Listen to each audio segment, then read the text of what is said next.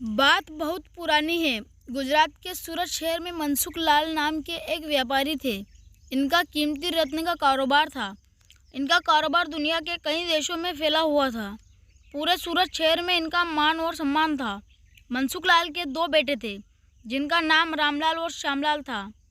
रामलाल को दौलत और रुतबे का बहुत घमंड था, जबकि श्यामलाल एक शरीफ और सुलझा हुआ इंसान था। घमंड के साथ साथ रामलाल में ईर्ष्या और बेईमानी जैसे अवगुण भी थे। समय के साथ साथ मनसुख लाल की उम्र भी बढ़ती जा रही थी। ऐसे में उनके दोनों बेटे ने कारोबार में पिता का हाथ अधिक से अधिक हाथ बटाना शुरू कर दिया था। कुछ समय के पश्चात मनसुख लाल चल बसे और कारोबार का पूरा भार रामलाल और श्यामलाल के कंधों पर आ गया। बड़ा भाई होने के नाते रामलाल ने व्यापारिक फैसलों में अपनी मर्जी की चलानी शुरू कर दी। रामलाल बेईमानी और मक्कारी भरे फैसले लेने लगा।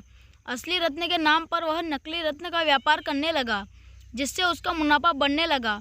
इस मुनाफे से उसका बाकी बच्चा चरित्र भी काला हो गया। दौलत के घमंड में वह परिवार में उन्मादी जैसा व्यवहार करने लगा।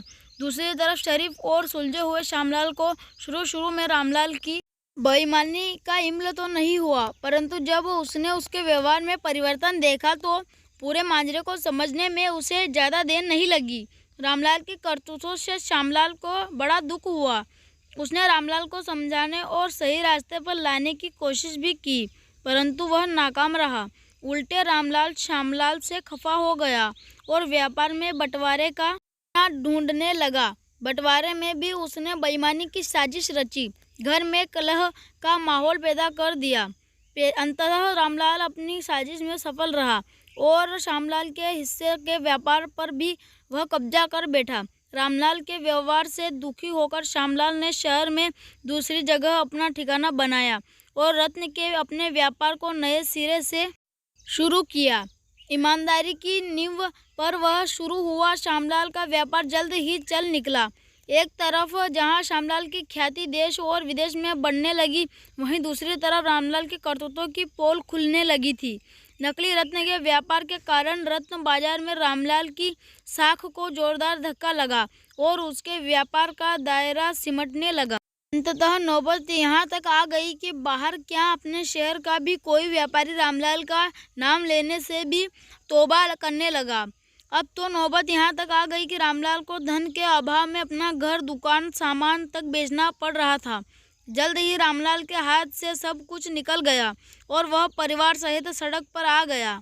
अब रामलाल को अपने किए पर पछतावा हो रहा था, परंतु उसकी तकदीर ने जो खेल खेल दिया था उससे आसानी से पीछे आना उसके लिए संभव नहीं था। दूसरी तरफ श्यामलाल की तकदीर का खेल था, जिसकी बदौलत वह रंक से राजा बन गया था। जब रामलाल की बदहाली की खबर श्यामलाल को लगी तो उसे बड़ा दुख हुआ।